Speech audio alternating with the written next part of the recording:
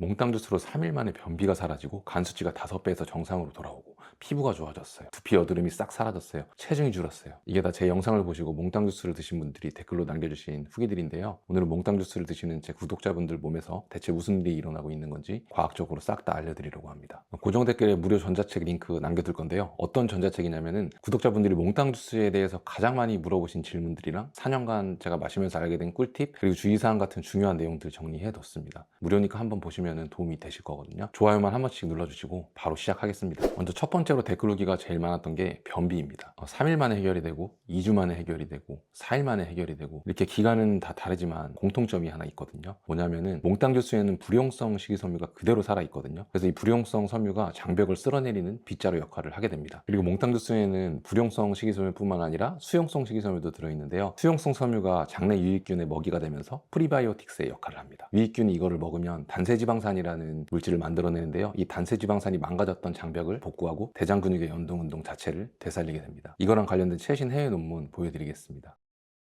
이 논문 사이트가 미국 국립의학도서관에서 운영하고 있는 사이트고요. 전 세계에서 저명한 의사들이랑 연구자들이 논문 검색할 때 제일 먼저 여는 사이트니까 신뢰하셔도 좋습니다. 그 다음 많았던 후기는 피부가 좋아졌다는 후기인데요. 두피 여드름이 싹 없어졌고 닭살이 없어지고 각질이 없어지고 셀룰라이트도 없어졌다. 피부 트러블이 줄어들었다. 이렇게 후기가 좀 다양해 보이는데 이렇게 피부들이 좋아진 원인은 사실 딱 한 가지거든요. 장이 정상화돼서 그런 거고요. 그동안 잘못된 식습관으로 생겼던 그 장누수 증후군이 개선이 된 겁니다. 장누수 증후군은 그 밀가루나 설탕 같은 음식을 먹었을 때 장에 구멍이 생기는 현상인데요. 이 구멍을 통해서 혈액으로 새 들어가던 독소가 줄어드니까 전신 염증 수치가 낮아지게 되는 거거든요. 염증 수치가 낮아지게 되면 당연히 피부도 좋아지게 됩니다. 피부가 장의 거울이라는 말이 괜히 있는 게 아니겠죠. 이거랑 관련된 2025년 최신 해외 논문 보여드리겠습니다. 한국어로 번역을 해보면 특히 장내 미생물군은 전신 면역, 염증 반응 및 대사 경로 조절을 통해서 피부 건강에 영향을 미칩니다 라고 나오죠. 그 다음 많았던 후기는 피로가 해결이 됐다는 후기들이었습니다. 이분은 몽땅 주스를 1년째 먹고 있다고 하셨는데요. 만성 피로로 힘겹게 살았는데 지금도 빼놓지 않고 드시고 계신다고 합니다. 그리고 이 댓글은 퇴근하면 넉다운 되시던 분이 온 가족이 함께 마시기 시작했다고 합니다. 이 만성 피로의 핵심은 바로 우리 몸의 가장 작은 단위인 세포입니다. 이 세포 속에는 미토콘드리아라는 게 있는데요. 우리 몸의 에너지 발전소라고 생각하시면 됩니다. 이 미토콘드리아라는 발전소가 잘 돌아가려면 연료가 필요한데요. 이 연료가 어떤 거냐면 채소의 풍부한 항산화 물질, 마그네슘, 비타민, 그리고 고기에 들어있는 영양소들입니다. 근데 채소랑 고기 같은 자연에서 온 음식들이 아니면은 이런 영양소들이 많이 들어있지가 않습니다. 그래서 식습관이 잘못되면 세포 속의 미토콘드리아까지 영양소가 잘 전달이 되지 못하겠죠. 그 결과로 몸 안의 발전소가 잘 돌아가지 못하고 몸 안의 에너지가 부족할 것이고, 그래서 이 상태가 만성 피로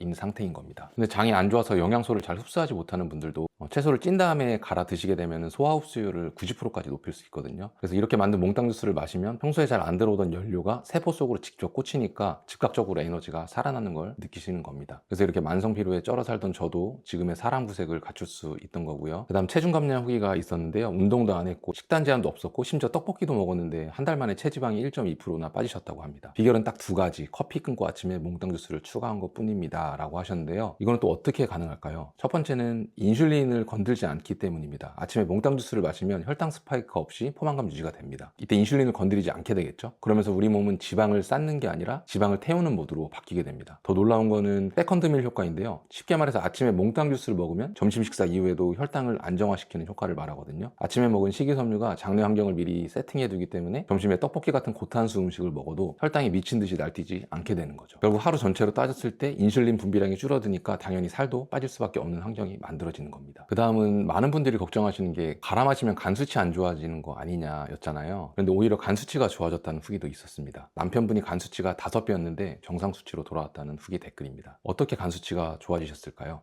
장이 안 좋으면 장에 있는 독소가 계속 간으로 보내지겠죠. 이게 의학적으로 장간축이라고 부르는 개념인데요. 장이랑 간은 문맥이라는 혈관으로 직접 연결이 돼 있습니다. 근데 잘못된 식습관으로 장벽이 손상되거나 유해균이 늘어나면 장누수 현상이 생기거든요. 장누수가 생기면 걸러졌어야 할 독소들이랑 소화 안 된 찌꺼기들이 혈액 속으로 줄줄 새어 들어오는 거죠. 그게 전부 어디로 갈까요? 바로 간으로 가게 됩니다. 그래서 간이 갑자기 독소를 한꺼번에 처리하려니까 산화 스트레스가 올라가고 그러면서 간 수치가 나빠지기 시작하는 겁니다. 그런데 몽땅 주스를 꾸준히 마시면 어떻게 될까요? 채소에 든 식이섬유가 장 속 유익균의 먹이가 되면서 단세지방산이라는 물질이 만들어지거든요. 이게 바로 손상된 장벽을 복구해주는 역할을 합니다. 장벽이 다시 튼튼해지면 독소가 혈액으로 새는 게 줄어들고 간으로 가는 독소 부담 자체가 확 줄어들게 되겠죠. 그러면 간이 해독에 쏟던 에너지를 이제 회복에 쓸 수 있게 되면서 간 수치도 자연스럽게 개선되기 시작하는 거죠. 그 다음으로 두통약을 달고 살던 분이 두통이 없어졌다는 댓글도 있었는데요. 두통도 마찬가지로 장뇌축이라고 장이랑 뇌는 미주신경으로 직접 연결이 돼 있습니다. 그래서 장 상태가 두통에도 영향을 주게 되는데요. 제가 해외 저명한 의사들이 쓴 건강 서적들을 수십 권 읽어봐도 결국 건강하려면 장이 건강해야 되고요. 인슐린을 건드리지 않는 식사를 해야 한다는 내용이 공통적으로 다 들어가 있습니다. 그러니까 건강 어렵게 생각하실 필요 없이 그냥 장 건강 지키고 인슐린을 건드리지 않는 식사, 이 두 가지만 기억하시면 건강에 큰 도움이 되실 겁니다. 여기서 이 인슐린을 건드리지 않는 식사는 뭘까요? 바로 자연에서 온 채소를 먹고 고기를 먹는 겁니다. 인슐린을 건드리지 않으면서 장 건강을 유지하면 인간은 몸과 정신이 건강할 수밖에 없습니다. 다음은 암 후기도 있었는데요. 이건 제가 직접 효과를 보장할 수는 없고요. 절대 의학적 치료를 대체하는 게 아니고 다만 이런 후기가 있었다는 것만 말씀을 드립니다. 대장암 3기 수술하시고 항암 12차 끝내시고 몽땅 주스 2달 반을 드셨는데 백혈구 수치가 정상으로 돌아오셨다는 댓글입니다. 실제로 김은하 약사님은 암 환자분들 치료하실 때 이 몽땅 주스를 사용하고 계십니다. 항암 치료 중에도 영양 상태를 최대한 유지하는 게 중요하다고 합니다. 스무디 형태가 소화 부담 없이 영양을 공급하는데 도움이 많이 됐을 거라는 제 개인적인 생각이 듭니다. 물론 몽땅 주스가 안 맞는 분들도 계실 겁니다. 왜냐하면 양배추랑 브로콜리에는 고이트로겐이라는 성분이 있어서 갑상선 기능이 약한 분들이나 특정 체질에는 맞지 않을 수가 있다고 합니다. 또 속이 쓰리다는 분들도 계셨는데요. 속이 쓰린 분들은 2주 정도만 그 몽땅 주스를 드시지 말고 그 라이블리 선생님이 알려주신 바나나 주스라고 있거든요. 레시피는 제가 고정 댓글에 남겨두겠습니다.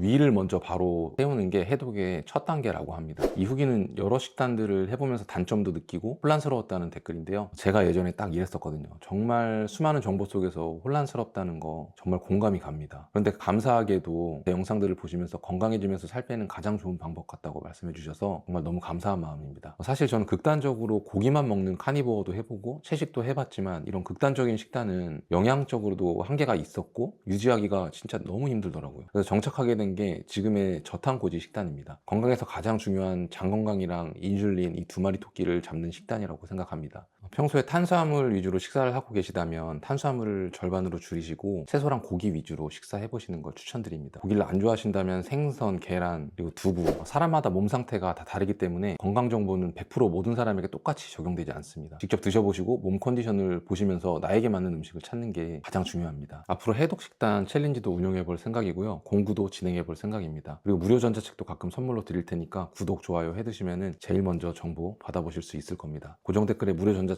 받아가시고요. 오늘도 영상 봐주셔서 감사합니다. 유전적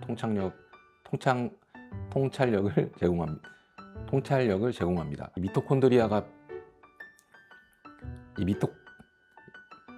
이 미토콘드리아라는 발전소가 잘 돌아가